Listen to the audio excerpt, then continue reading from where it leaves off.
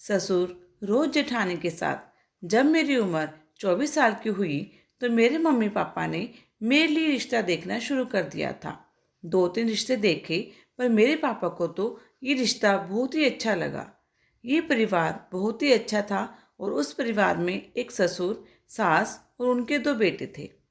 एक बड़े बेटे की शादी 3 साल पहले हो गई थी और मेरी शादी उनके छोटे बेटे मनोज से तय हुई। मंगने के 6 महीने बाद ही हमारी शादी तय हो गई। शादी से पहले काफ़ी देर तक फ़ोन पर बातें भी करते थे और फ़ोन पर बातें करने से मुझे पता लगा कि ये बहुत अच्छी फैमिली है। मैं बहुत खुश रहने लगी कि मुझे बहुत अच्छा परिवार मिला है। बातें करते करते 6 महीने कैसे बीत गए पता ही नहीं चला। आखिर वह दिन आ गया जब मेरी शादी हुई और विदाई। और जब मैं अपने ससुराल पहुंची तो मेरे स्वागत में सबसे पहले जेठानी थी। मैंने उनके चेहरे पर जो खुशी दिखनी चाहिए थी वह मुझे नहीं दिखी। वो थोड़ा सा परेशान लग रही थी। मेरा दिल कह रहा था कि मैं उनसे पूछूं कि क्या बात हो गई, लेकिन मैं मजबूर थी और कुछ पूछ ना सकी। फिर मेरे स्वागत के बाद घर के अंदर आने के लिए कहा और सभी बड़ों के पैर छुए के लिए बोला। मैंने एक एक करके सभी बड़ों के पैर छुए और साथ ही अभी ने अपनी जेठानी के पैर छुए। फिर मेरी जेठानी मुझे मेरे कमरे तक लेकर गई, जहाँ पर हमारे स्वागत की तैयारियां की हुई थी। बहुत अच्छा सजाया हुआ था। फूलों की खुशबू से सारा कमरा चमक और महक रहा था। मेरा बिस्तर इतना खूबसूरत सजाया हुआ था कि देखकर ऐसा लग रहा था जैसे किसी फिल्म का सीन होता है। मैंने अपनी जेठानी से कहा कि दीदी, कमरा तो बहुत अच्छा सजाया हुआ है, किसने सजाया है? तो मेरी जेठानी जी ने बोला कि मैंने ही सजाया है। अब तुम यहाँ पर बैठो और मैं चलती हूँ। देवर जी थोड़ी ही देर में आते ही होंगे। मैं अपने बिस्तर पर बैठकर अपने पति और अपने आने वाले खुशहाल जीवन का इंतजार कर रही थी। तभी मेरे कमरे में मेरे पति आ जाते हैं और मेरे पास आकर मेरे घूंघट को उठाकर मुझे प्यार सा एक तोहफा देते हैं। वह तोहफा सच में बहुत ही प्यारा था। वह देखकर मुझे बहुत ज़्यादा खुशी भी हुई। सुबह जब मैं उठी तो नहा धोकर पूजा कर मैंने अपने घर के सभी बड़ों के पैर छुए और फिर अपनी सासू माँ के पास चली गई। सासू माँ ने कहा, आप बहू, आज तुम्हारी मुंह दिखाई की रस्म है और तुम्हारी रसोई की पहली रस्म भी है। सभी लोग तुम्हारे हाथ का खाना खाने के लिए बहुत ही बेताब हैं। तुम रसोई में जाकर सबके लिए थोड़ा सा हलवा बना लो। वो देखो, तुम्हारी जेठानी पहले से ही रसोई में होगी। लेकिन जैसे ही मैं रसोई में गई तो जो मैंने देखा उसकी मैंने कभी कल्पना भी नहीं की थी। मेरे ससुर और जेठानी दोनों रसोई में खड़े थे। ससुर जी ने जेठानी का हाथ पकड़ा हुआ था और जेठानी जी अपनी आंखों में आंसू लिए अपने हाथों को उनसे छुड़ाने की कोशिश कर रही थी। मुझे वहां देखते ससुर जी एकदम से घबरा गए और उन्होंने जेठानी जी का हाथ छोड़ दिया और फिर जल्दी से ही वहां से भाग गए। मैं चुपचाप से बिना कुछ बोले जेठानी के पास खड़ी रही, लेकिन मुझे देखकर वह ज़्यादा रोने लगी। मैंने उनसे पूछा कि क्या हो गया, क्या बात हो गई, आप इतना क्यों रो रहे हो? ससुर जी ने आपका इस तरह से हाथ क्यों पकड़ा हुआ था? मेरी जेठानी रोते हुए कहती है कि शायद यही मेरा नसीब है, इसलिए मुझे यह सब कुछ जिंदगी भर झेलना पड़ेगा और मैं तुम्हें इससे आगे कुछ नहीं बता सकती। समय बीता जा रहा था। हमें मेहमानों के लिए कुछ बनाना भी था, इसलिए हम अपने अपने काम में लगे और मुंह दिखाई और खाना खाने के बाद सब ने मेरी खूब तारीफ की। सारे दिन की थकान के बाद मैं अपने कमरे में जाने लगी ताकि थोड़ा सा आराम कर सकूं। लेकिन जब मैं अपने कमरे में जा रही थी तो मुझे कहीं से रोने की आवाज़ आने लगी और किसी के जोर से डांटने की आवाज़ भी आ रही थी। मैं उस आवाज़ के पीछे बढ़ने लगी कि आवाज़ कहाँ से आ रही है। जब मैंने जेठानी के कमरे में के पास वाले बाथरूम में देखा तो आवाज़ उसी से आ रही थी। मैंने जोर से दरवाज़ा खटखटाया। मेरे काफ़ी देर दरवाज़ा खटखटाने के बाद दरवाज़ा खुलता है तो मैंने देखा कि सामने मेरे ससुर जी और मेरी जेठानी खड़ी हुई थी और मेरी जेठानी जी का सर नीचे झुका हुआ था। वह रो रही थी। मेरे ससुर मुझे एक बार फिर से वहाँ पर देखकर हक्के बक्के रह गए और बढ़ाते हुए कदम वहाँ से चले गए। फिर आज तो मैंने अपनी जेठानी से पूछ ही लिया कि दीदी, आज तो आपको मुझे बताना ही पड़ेगा, आप बार बार ऐसा क्यों रोते हो? ससुर जी आपके पास आखिर क्या करते रहते हैं? मेरी जेठानी ने अपने आंसू पूछते हुए कहा, तुम चिंता मत करो, कुछ दिनों के बाद तुम्हें सब कुछ पता चल जाएगा। लेकिन अभी मैं तुम्हें कुछ नहीं बता सकती। अगर मैंने तुम्हें बता दिया तो तुम यकीन नहीं करोगी। फिर वह चुपचाप से वहां से चली गई और मैं अपने मन में हजारों सवाल लेकर अपने कमरे में चली गई। थोड़ी देर बाद ही मेरे पति कमरे में आते हैं और मेरे साथ प्यार भरी मीठी मीठी बातें करने लग जाते हैं। अपने पति की बातें सुनकर मुझे बहुत ही अच्छा लग रहा था। फिर ना जाने हम दोनों की सारी रात कैसे कट गई, पता ही नहीं चला।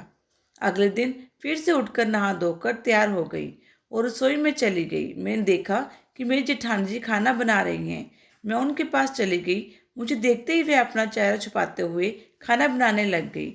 मैंने उनके चेहरे को ध्यान से देखा तो उनके चेहरे पर जगह जगह चोट के निशान थे और कुछ निशान तो बहुत ज़्यादा थे। मैंने उनसे बड़े आराम से पूछा कि दीदी, आपको क्या हो गया? आपके इतनी चोट कैसे लग गई? बाकी सारे काम मैं अपने आप कर लूँगी, आप रहने दीजिए। मैंने आपसे पहले भी कहा है कि ये सब कुछ मेरा नसीब बन गया है और मुझे ऐसे ही सब झेलना पड़ेगा।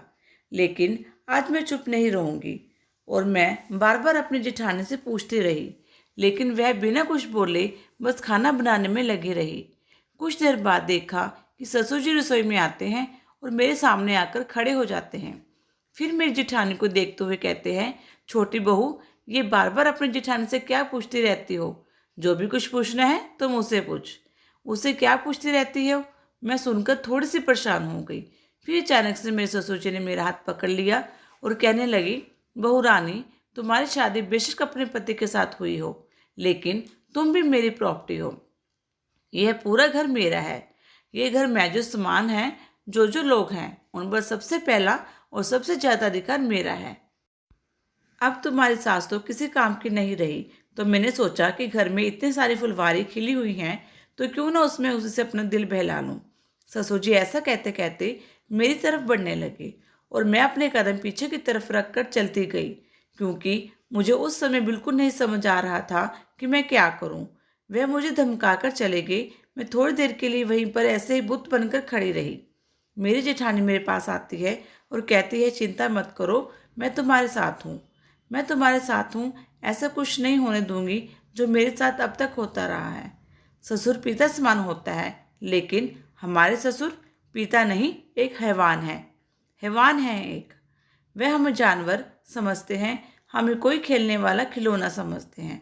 जब चाहे हमें यूज़ करते हैं, लेकिन अब हम उन्हें बता देंगे कि हम भी इंसान हैं, हमें भी दर्द होता है और हमारा भी मान सम्मान है। ये सब कुछ देखकर मुझे बहुत चिंता होने लगी और मैं ये सोचने लगी कि हे भगवान, मैं यहाँ कहाँ फंस गई। और उसके बाद तो मैं जितना हो सके ससुर जी से दूर ही रही, लेकिन मेरी निगाहें मेरे ससुर जी और मेरी जेठानी पर पड़ी जाती थी। मेरे ससुर जी मेरी जेठानी को छेड़ने का एक भी मौका नहीं छोड़ते और अगर जेठानी इन सब का विरोध करती तो ससुर जी उनको बुरी तरह से पीटते।